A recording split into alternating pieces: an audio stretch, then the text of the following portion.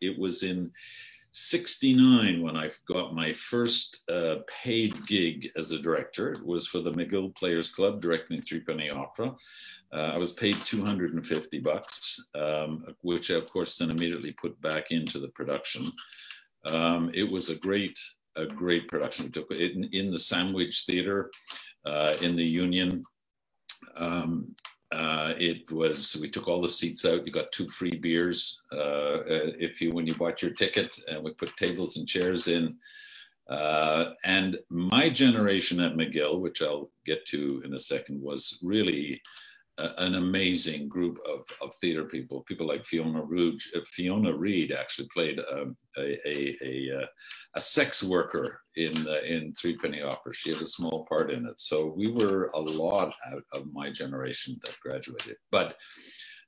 And then, of course, we never paid for the royalties of Threepenny Opera. So for years, I was followed by the Brecht estate with legal letters saying, you never paid the royalties and so on. But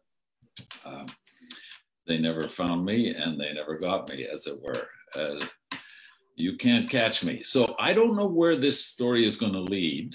I know that as I look back, having resigned from Infinite Theatre, effective sometime in February, Zach Fraser's taking over. You're probably all aware of that. I know one of the things that I look at the moment is the lack of craft that we have in terms of our values of Canadian theatre. I know that's one of the things I look back at the moment. Kelly Nestrick, the Globe and Mail critic, he's actually quite a good writer, and I quite agree with him occasionally, but a couple of years back, he said he was tired of theatre. So what does he do to try and rejuvenate his interest in theatre? He follows and tracks and writes a big story in the Globe about an amateur high school musical. Well, that kind of says it all. He thinks that that's what theatre is. That's where he should go to rejuvenate his interest in theatre. He should have followed Shauna McKenna, Tom Rooney. He should have followed people who have real craft, maybe followed Chris Abrams on an arc of how to develop and direct a show. No, instead, he thought his inspiration was going to come from a high school musical. When I look and I see the consequence of this lack of craft, and I stumbled on a very short interview with Dame Judi Dench a while back. She's 80, right? She was in leather and jeans and is on a talk show, and she does a very short episode from a monologue of Twelfth Night, Viola. And she just rings the words. They're so clear. The emotions are so true. It is so limpid and so understandable. She turns Shakespeare into an ice cream sundae. We don't have that. We never ultimately focused our value system on craft in the medieval sense of the term, the craft of theatre. And that worries me. When I see what's happening to the theaters around me, the Centaur is the fast disappearing theater in town, cut down to 5 productions, 3 weeks a show. I mean, to me, the nadir of the Centaur was the one-man show that came from Toronto, Torquil Campbell. He didn't even have the ability to learn the lines. He actually had a music stand. He was flipping through the pages as he was doing his one-man show. It's no wonder that the audiences will have disappeared when that's the kind of fare that we're prepared to put up on the stage. So I'm not sure where, as I say, where this is going. It scares me. And obviously the pandemic is a new twist, a new challenge for us. Someone been, like I say, over 50 years. Now, it was in '69 that I got my first paying gig. Someone normally in my place, in other cultures, would be said, hey, you're an elder, you know, and there would be a certain respect. And yeah, I regret personally that that's not the case. Maybe that's a little bit of selfishness, but sure, that's permitted occasionally. But so I wonder where we're going, and so this is really a process for me of trying to go back to my own roots and figure a few things out. So I thank you, Donna, for the opportunity.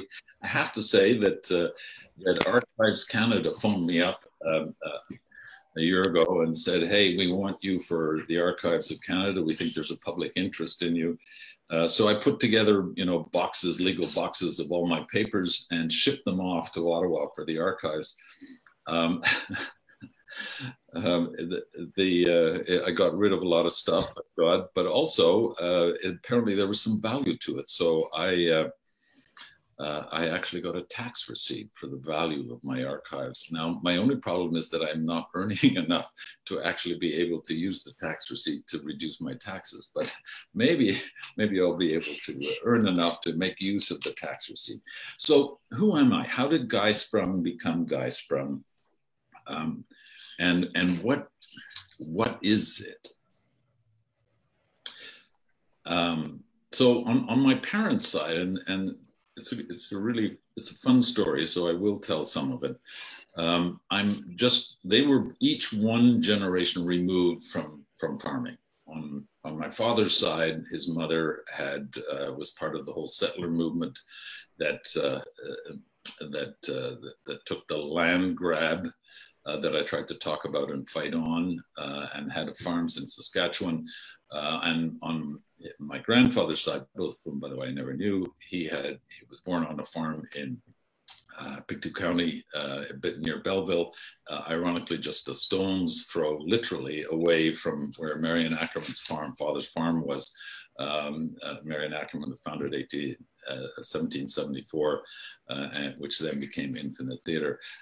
So the closeness to the land was there. On my father's side, they were church people.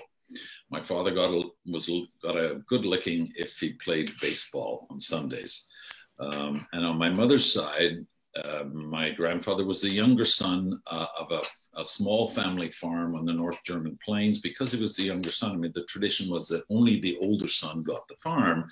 They didn't want to keep parceling it up. So the culture was the older son gets the farm, younger son gets kicked off. So he had to go to Berlin, got a job in a bank, a very sort of lower middle class world that my mother came from.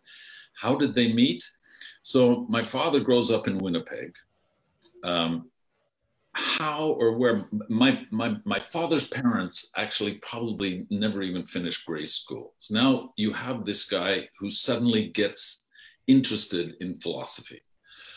He does a BA in Manitoba, he does an MA in Toronto, and he wins a scholarship, the German equivalent of a Rhodes Scholar, to go to Berlin to study philosophy, do his PhD. He didn't speak a word of German. So he goes in 1936 to Berlin, learns German, learns enough so that in August of 39, he can do his oral exam for a PhD. He does his oral exam, goes out and gets on the train and goes to London. Now, my mother she hated what was going on. She felt it was just a frisson of some kind. She couldn't, it's not that she wasn't Jewish, so her life was not in danger. She wasn't left-wing like Brecht. She didn't have to go into exile for political reasons. She just had a gut instinct that she did not like what was happening. So what does she do? There's this Englander, who's walking around the halls of the university in Berlin doing his PhD. She hears about him in 36. In the 30s, of course, Canadians weren't Canadians, they were Englander because they were part of the British, they were Englishmen because they're part of the British Empire. So she walks up to him in the hallways and says, hey, I got 2 tickets to the theater and my mother can't come. Do you want to go? Well, my father was quite a shy, in his head kind of person. That was it. He was done for. They get fiancé. He, his father-in-law is okay with this. The mother's not. But he then, so he does his oral exam, goes to London, sees the situation, writes back to his father-in-law and says, put her on the train, the war is coming. In the meantime, I've got these letters. They're just absolutely incredible because he wrote one every day, and each day it was, Hitler will never defeat England. These guys are too plucky, etc., etc. And then he said, at one point, there's a saying, get on the train, the plane, the war's coming. And my mother was clever enough. She bought a return ticket. So we're talking August 39 now, the middle of August. The war's just 2 weeks away. She gets to the border, and the border guards say, sorry, you can't leave. Fräulein, the war's coming, you can't leave. And she waives her return ticket, says, I'm just going to London for a week to learn some English. And I say, oh, okay, they let her out. So on September 1st, Hitler and Stalin march into Poland. On September the 2nd, my parents get married in London. So now my mom, according to the laws of the time, she's a Canadian citizen. So on September the 3rd, Chamberlain declares war against Hitler, but my mother is now a Canadian citizen, so she's not, as many of the German Jews here in London at the time, she's not put in prison. And they come back to Canada, married, and Dad signs up. And when asked, well, wait a second, how does a philosopher become a soldier? He just said, well, if you want to be a soldier, you got to be a philosopher. So he spends the war in the Canadian Army. And my point being, oh, by the way, he's part of the Allied victorious army that goes into Berlin in June of 45. And he goes to the university and they give him his PhD. So it's a fun story. But my point is that my father was a soldier, and I'm very proud. He really believed in the necessity of a democracy having a strong army of its citizens. He, of course, would roll in his grave when he sees the military-industrial complex that now has taken over, and the mercenaries that basically, you know, that war is now for profit, that it's all about industry. That was not, he was a traditional old-fashioned soldier who believed that he was doing the right thing for his country, and he fought the war that way. And that's when I was born. That's the family I grew up into. And up until the age of 17, I thought I was going to follow my father in the army. In fact, Guy, my name, I'm named after General Guy Simmons, who was my father's boss at the time, and he was the chief of the Canadian Defense Forces in Ottawa. Ironically, what's interesting is that right after the war, there was a competition. There was a real sort of competition between the Air Force and the Canadian Army for resources, and the Canadian Air Force was walking away with a lot of it because they had the program for the Avro Arrow. So when I did a show about the Avro Arrow in Toronto later, my namesake was actually was a character, not a character, was mentioned in the play as being one of the bad guys, because of course the army was trying to get wrestle the budget away from the Air Force and trying to close down the Avro Arrow of the whole program. So anyway, there's that. By the way, in that same Avro show, we're talking about 1990. I did it at Cannes Stage, and it went to the National Arts Center. But I also had a character by the name of Brian Mulroney, who was an intern in Diefenbaker's government at the time that the Avro-Arrow whole crisis was happening. So we had Brian Mulroney as a kind of a bit of an idiot on the stage, sucking up to Diefenbaker. It's one of the reasons actually I had a problem with my board at CanStage, is because the Ontario bagman for the Conservative Party was on my board, and they didn't appreciate the fact that we were making fun of Brian Mulroney and the Prime Minister at the time. That's just an aside, and I'm jumping ahead. So up until the age of 17, I thought I was going to be a soldier, and those were the values that I had. Now, if anybody saw Kafka's Aid and Howard Rosenstein's amazing performance in the adaptation of Franz Kafka's short story, you will see where the politics of the I updated the 1917 anti-war to become an anti-mercenary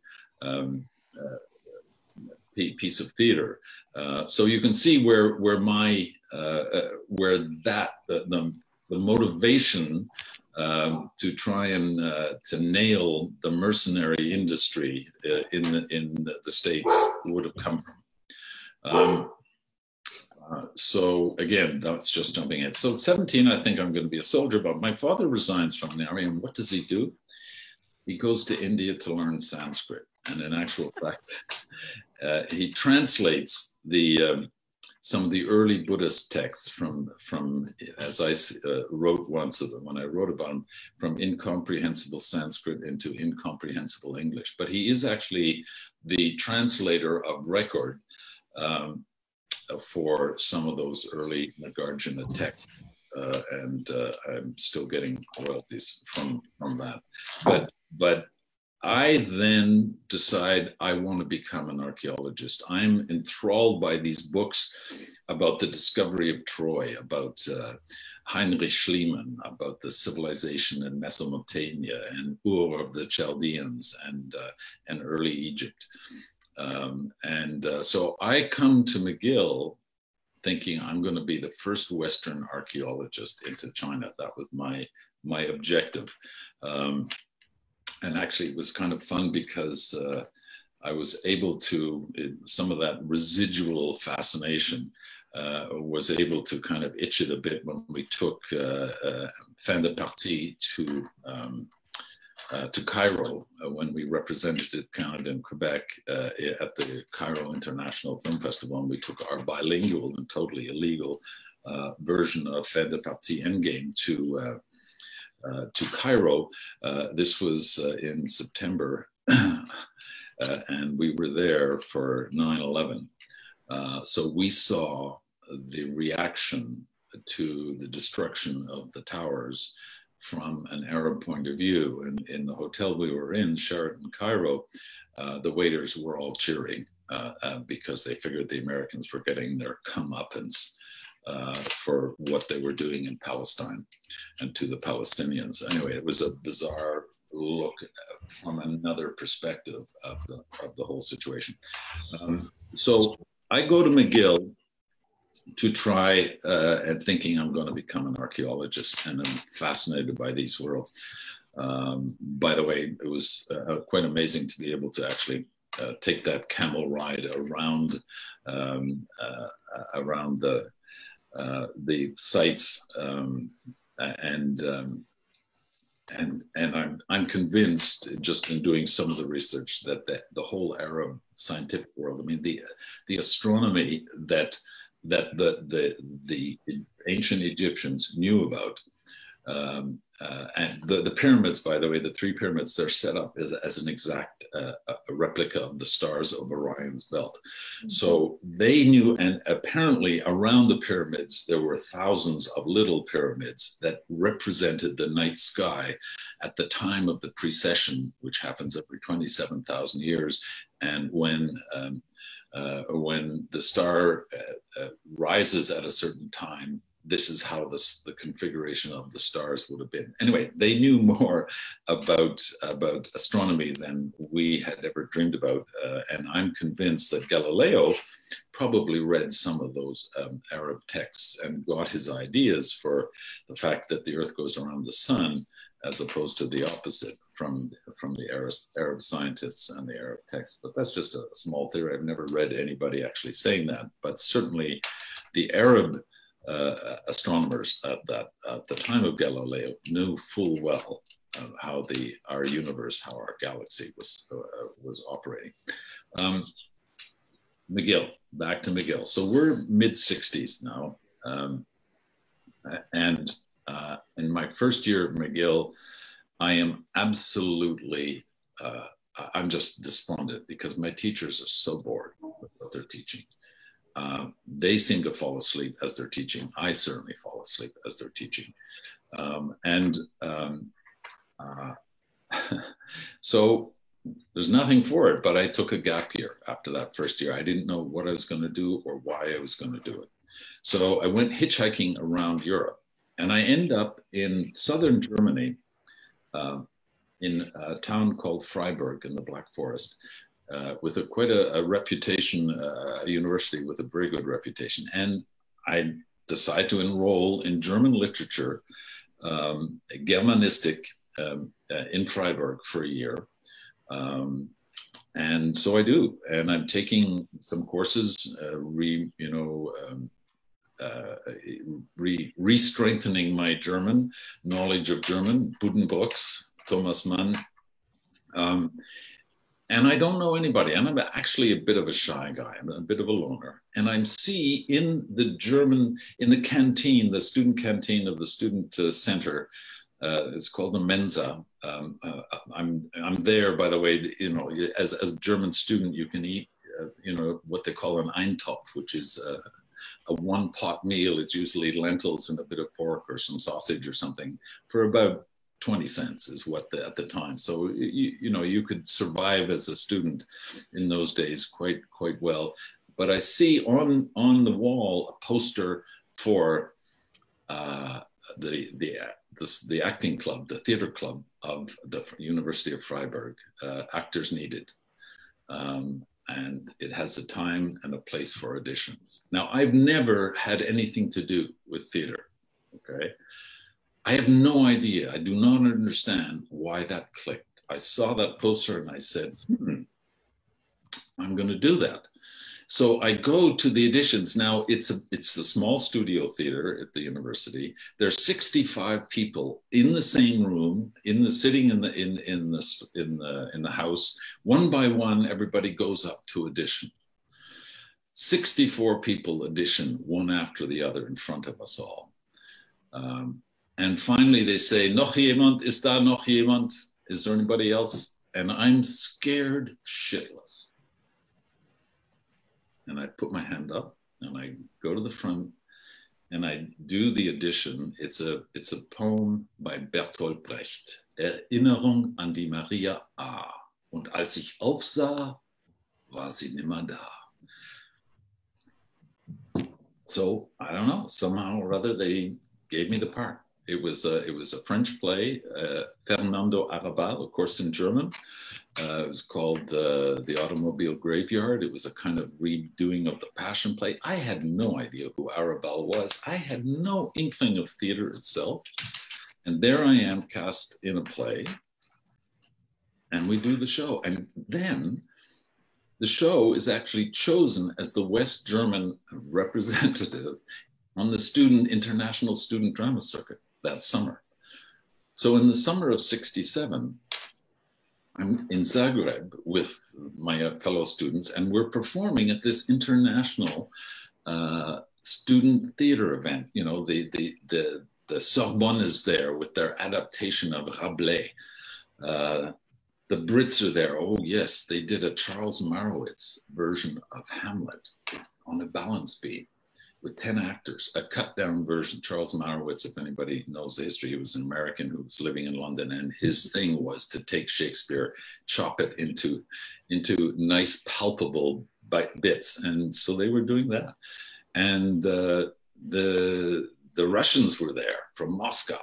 You know, they had a play, boy meets girl, girl meets tractor, and all three live happily ever after. And then there was the play, it was a John Arden play, an anti-war play, Ars Virumque, which is of course the opening line of Virgil. They did it in Yugoslavian, and I bet you I could identify every actor in that company still today.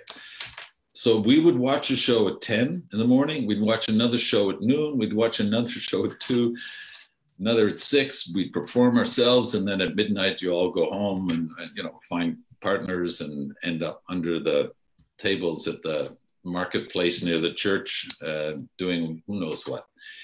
I had never imagined that theater had that power, that potential. So that was it. That was it for me. I came back to McGill, and yeah, I took a few more, pretended to attend classes with German and French literature, but really I hung out in the Players Club and did my first show that I directed was an Arabelle play, two-hander on a balance beam. So at that point I had no choice. There was no conscious, I think I want to do this, here's what I'm going to do. I just hung out in the theater in what is now called the William Shatner Student Union. By the way, William Shatner is a bit of a creep, so it hurts me every time I go by that building now. I can tell you a really horrendous story about Mr. Shatner, Captain Kirk, at a time when he was shooting his science fiction series in Toronto. It was in the early 80s. I knew one of the actresses who was playing opposite him. And she, after a day of shooting with him, she came home and she was absolutely still shaking. And I said, so what's up? What happened? And she said, well, I had a two-handed scene to play with William Shatner. And normally, of course, in a two-handed scene, you shoot over one shoulder, capture with the one actor, and then you turn the camera around, shoot over the other shoulder, and you're on the other actor. So they shot him over her shoulder first. So you as an actor, you try and play with that actor to give them something so that the camera's actually capturing something live. So she played the scene with him.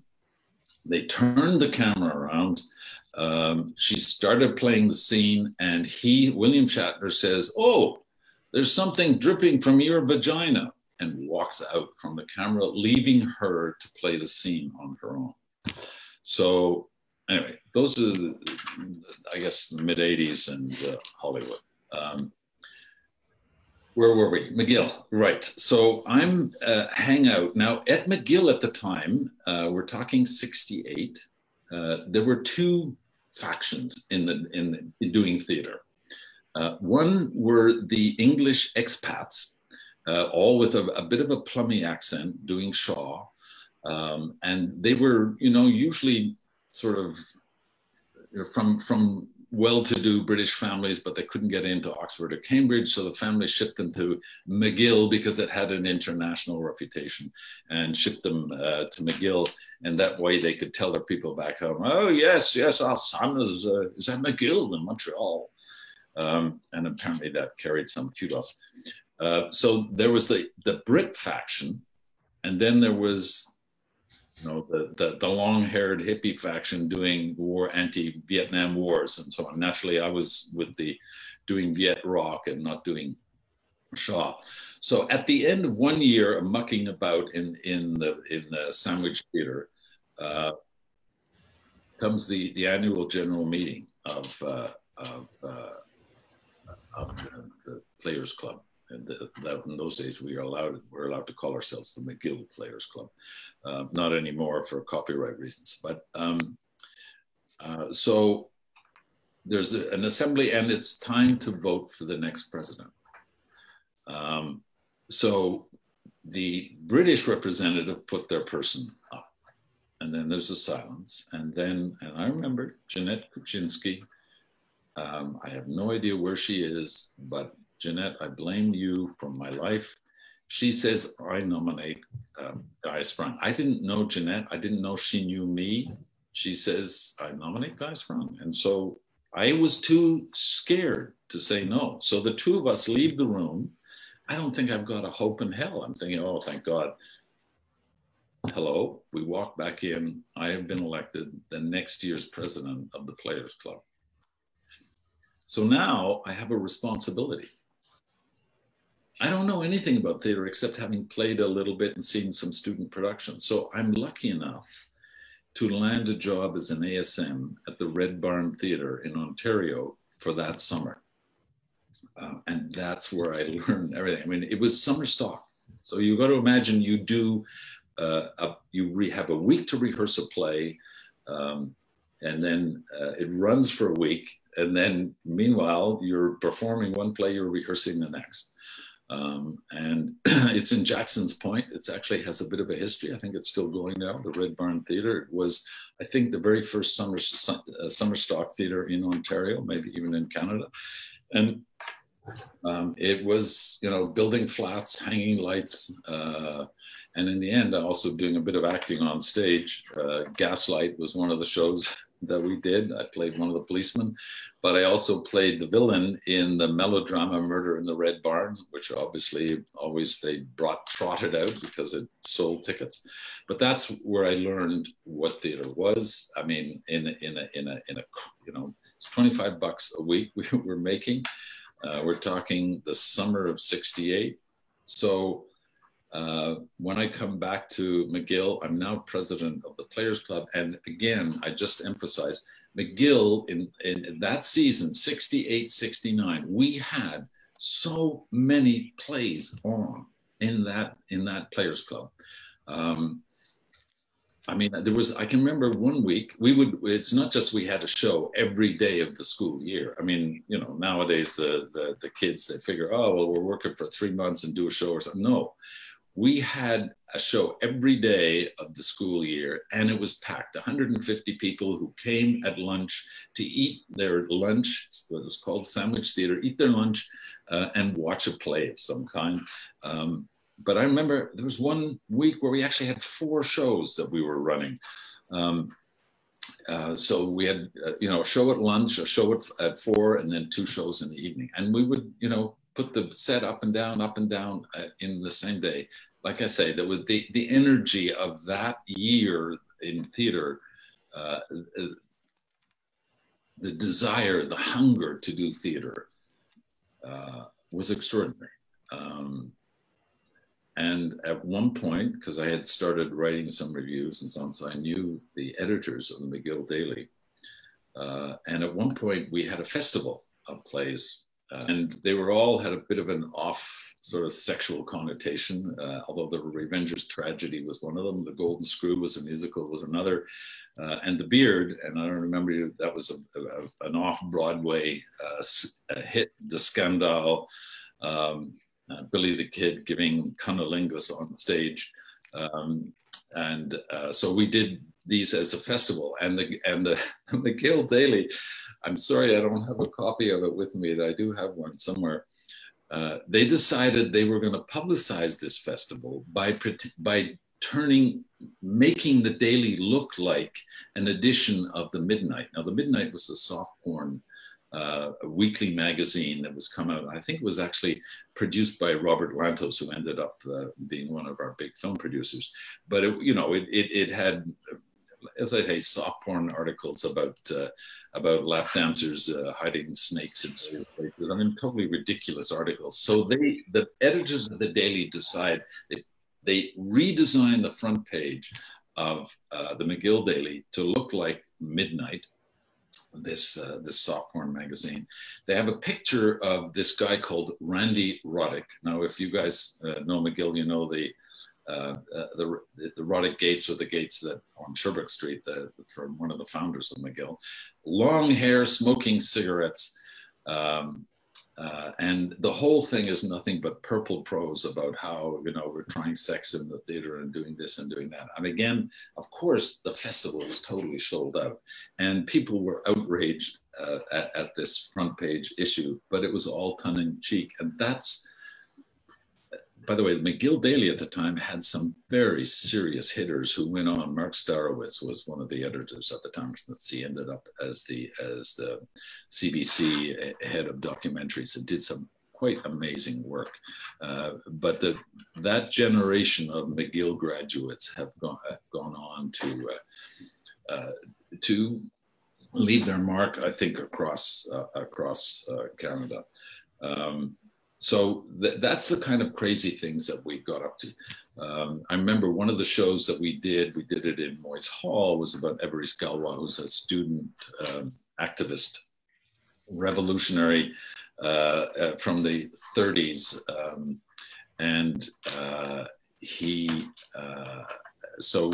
We started the play off with an actor coming out.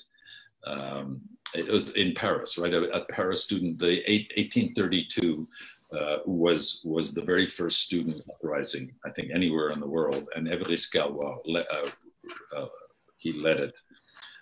And so we start the show off, and meanwhile outside we have the marching going by McGill Française. So there's 10,000 people marching by in front of Roddick Gates, screaming McGill Française. We're doing a play about a student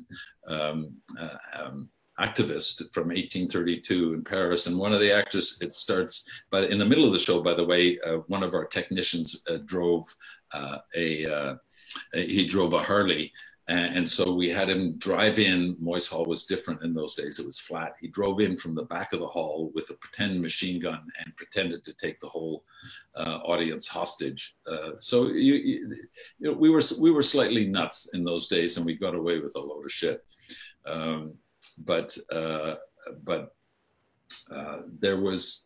There's no doubt that totally informed my sense of how you do things, how you reach audiences, what was valuable in theater, and Brecht became my man. At that time, in 1968, 69, what Brecht was, his theories about mixing entertainment and politics, that seemed to me what theater could and should be. So in 1970, I graduate, so it's the 50th anniversary of my cohort of graduating at McGill in the summer, and I decide, well, if I'm going to do theater, I better know what I'm doing. So once again, I believe in the concept of craft. So to me, I was going to set out to Europe on my wandering apprenticeship days. And at the time, I had managed to finagle a job as the second string theater critic for the Montreal Star.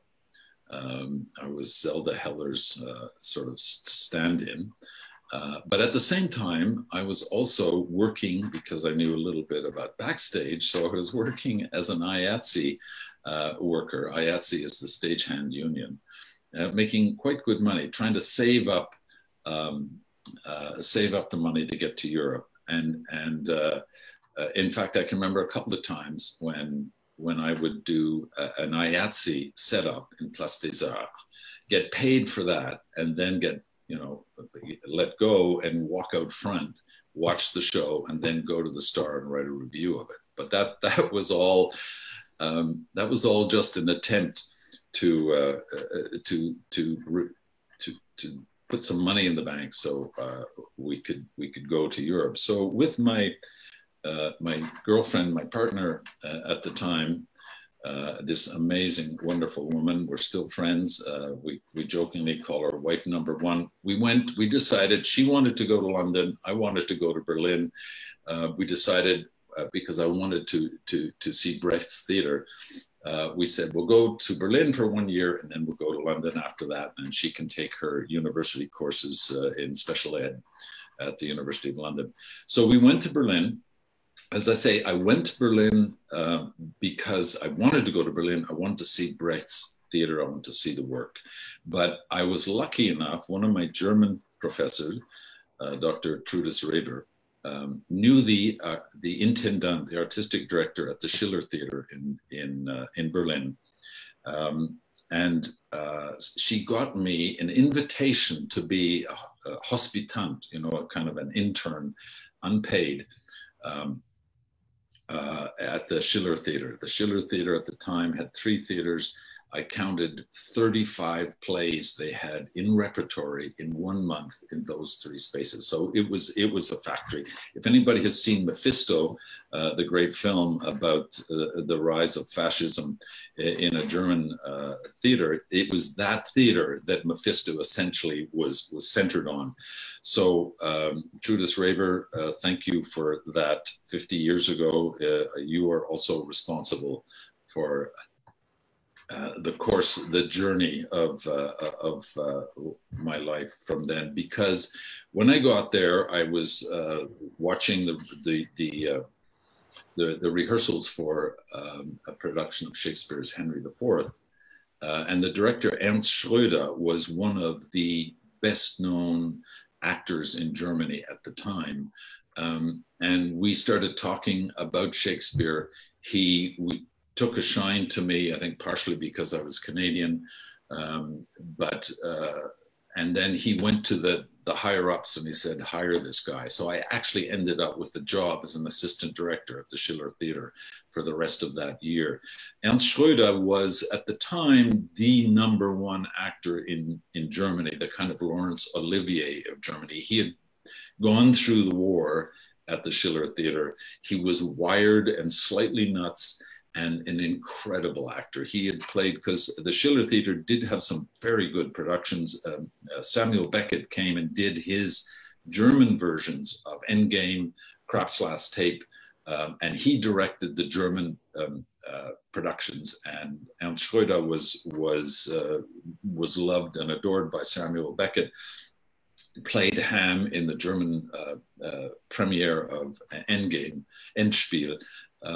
But the way you know who's the #1 actor in Germany or is considered is they get to play Everyman at the Salzburg Festival. Everyman, of course, is this great medieval story about, you know, the everyman being called to justice by God. And at one point, the whole city of Salzburg gets in on the show. It's done outdoors on an outdoor theater when the bells summon everyman, jedermann, to the netherworld, and the church bells are on cue from all across Salzburg, come in and over and the audience and playing. Anyway, he was playing Everyman at Salzburg in those days. So he was Laurence Olivier of the German theater. He took his theater really seriously. And again, that's, I suspect, something that rubbed off on me. He hated what was being developed into Eurotrash. He hated where acting was going. He hated the younger generation and their lack of any sense of what the script meant and the digging into the script. So he actually ended up, one of the reasons was because he was so upset where theater was going, he ended up committing suicide. It's one of the great tragedies of German theater. There were other elements involved, but that's how seriously he took his theater. He didn't know what to do. He didn't know where to go. But it's okay. I'm not about to commit suicide. I have 3 great kids, by the way, one of whom, and 2 stepkids with my wonderful and amazing partner.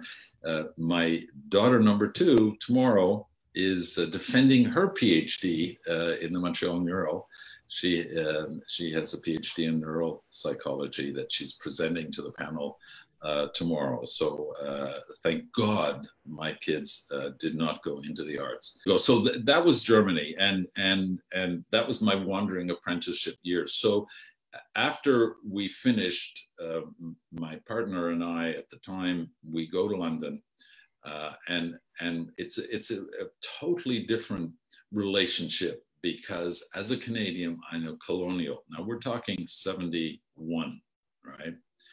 Oh, Canada. Oh, yes. Do we actually have a theater in Canada? Oh, yes. Sorry. No jobs for you today. So Judith is taking her classes at the university, and I'm trying desperately to hook in somewhere in the London theatre scene. Eventually, I hear about an actor who's living in a disused synagogue in the East End of London, Morris Colburn. So I walk in on this, and sure enough, it's an empty synagogue. The bima is still there. There's still a few Jewish relics, but it apparently has been deconsecrated. And Morris is this big, lumbering, working class Yorkshireman, wonderful man, amazing actor. And I'm the Andy Hardy from Canada. Oh, Morris, yeah, oh yeah, great space. So listen, why don't we turn it into a theater? Yes, well, says Morris. I can't do a Yorkshire accent, so yes, well, we were going to use it for rehearsals, but yes, I suppose. So he was living in the women's balcony up top, and down below was an empty space. And there were still the pews were still there. Around the women's balcony, in gold lettering, were all the donors who had donated to make the synagogue possible. This actually, I don't know if you can see it. See, this is, that's the half moon about 1975. You'll see it's a building. There were people, some friends were living up top. The actual synagogue part is right in the backyard because it was built in the 30s at a time when Mosley and the British fascists were out trying to rule the streets. So any synagogue that was built at that time had to be hidden, as it were. It was camouflaged. That's how the half moon looked. And I, with Andy Hardy, let's turn it into theater. And I wanted to direct a Brecht show. I cast Morris in it. He got me introduced to a couple of designer friends, some other acting friends of his. In between his cups of tea, which happened every hour, I think it's time for a cup of tea now. Don't you think, Guy? And I'm hammering away and sawing away. No, Morris, we've got a theater to build. Yes, no, but I think a cup of tea, don't you? At that time, tea was 2.5p across the road at Fredson's Calf. If we had money, if we had the extra sixpence, we would go to a little Jamaican grocery store and get a Jamaica ginger cake, 6p and a cup of tea, and that was for us heaven. And so we turned that synagogue into a theater, and we're rehearsing an early Brecht play in the jungle of the cities. Still one of the craziest plays, I think, that Brecht ever wrote. Not one of his more political ones, because it's early, before he had seen the light of Marxism. At one point, so the Morris has rented this and warned the Federation of Jewish Synagogues, who own the building, that there might be some rehearsals. But we haven't told them exactly what we're doing. But we decided it's time to get a bit of publicity. So we call in the local weekly rag, the East End Examiner, two young, wide-eyed, real sort of EastEnders looking for a story, and tell them about how we're preparing a Brecht play in the synagogue. And they come and they take a picture, and there are these hippies with hammers. Behind us is a big stash of lead, which I'll get to in a second. But it was lead that we had ripped off of roofs from the Victorian warehouses that were being pulled down so the container industry could move into the East End of London. And we were fencing it the next day then for 65 shillings, 100 weight, to the local spot merchants who were all crooks and tried to cheat us, but we caught them cheating. But anyway, that was how we financed the conversion And the building of the set for the early Brecht play was by ripping lead off of roofs in the East End of London. Now, so anyway, these two young journalists come. They want a story. They want to get a byline in the Guardian, in the Times. So they play innocent. They interview us. We talk about Brecht and we talk about collective this and that. Next week, on all of those sort of billboards right next to where the journalists are selling their papers, the East End Examiner, there's a big sign and it says, Old Synagogue gets into the act. Okay, so we're on the back page. Hippies with hammers building synagogue being renovated. So what did our two wide-eyed East End London journalists do? They phone the Federation of Jewish Synagogues. And they say, do you know what's going on in your synagogue? They're doing a play. They're doing a German play in your synagogue. Now, the Federation of Jewish Synagogues was one of the more tightly knit and organized Orthodox federation. But there was a young secretary who was our interlocutor. And he was a wonderful, really decent guy. But the rabbis, of course, objected quite rightly to the fact that we were doing theater in the synagogue. And so the week after, the billboards read, Jews ban German play in synagogue. Naturally, that made the Guardian and the Times and our wide-eyed journalists from East London got their byline as they wanted, and they knew exactly what they've been doing. And bless them, the rabbis never did anything. We got on and we opened the play January 27th, 1972, in the jungle of the cities. The reviews were fabulous. It was a great production. And that started the Half Moon, which, by the way, is still going today. It's one of the most respected community theaters in London. They've moved a couple of times. They have a wonderful building further east now, and we're at 2 o'clock. And so I'm going to stop there with just the beginnings of the Half Moon, which is not very far.